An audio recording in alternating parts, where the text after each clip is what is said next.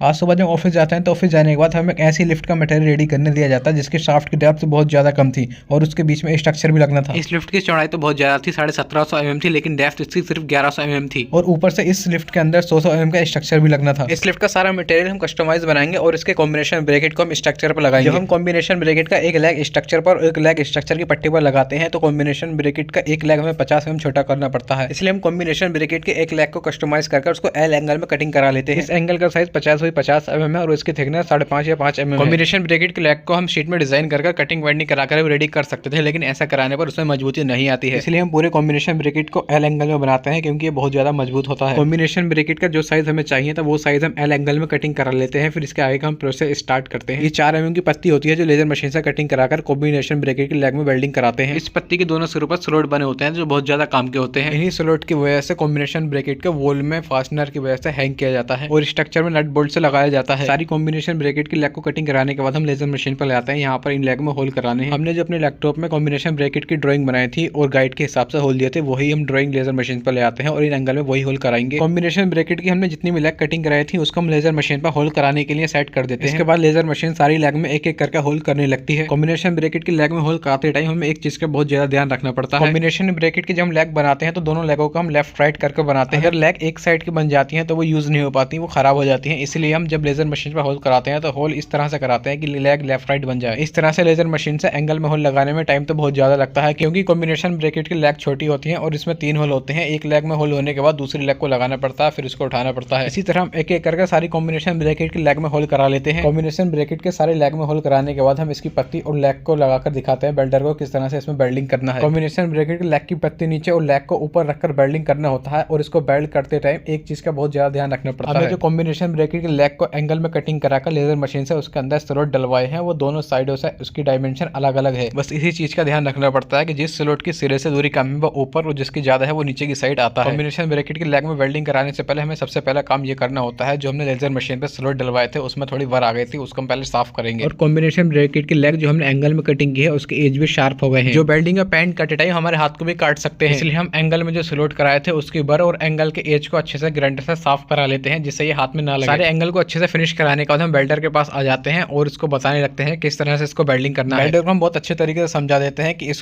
पत्ती के बीच में इस एंगल को वेल्डिंग करना है जो दोनों तरफ से नापने पर बिल्कुल सेम आए। बेल्डर बहुत ज्यादा समझदार होते हैं, वो एक बार बताने पर ही समझ जाते हैं और फिर खुद वेल्डिंग करने लगते हैं। बेल्डर लेग पर टाँके मारकर हमें चेक कराने के लिए लेते हैं कि इसको चेक करके बताओ ये ठीक है या इसको कुछ चेंज करना है। हम लेग को चारों तरफ से घुमाकर चेक कर लेते हैं, लेग में कोई दिक्कत नहीं होती, इसलिए हम बेल्डर से बोल देते हैं कि सारे लेग में इसी तरह से वेल्डिंग मार दे। सारे लेग में वेल्डिंग कराने के बाद फिर हम उसको पेंट करने के लिए दे देते हैं और पेंट कराने के बाद फाइनल हमारा पीस ये होता है। अब कॉम्बिनेशन ब्रैकेट का लेग बनकर तैयार है। अब ये कॉम्बिनेशन के साथ असेंबल करने के लिए बिल्कुल रेडी है। आज की वीडियो में बस इतना ही। वीडियो अच्छी लगी वीडियो को लाइक करना ना भूलें।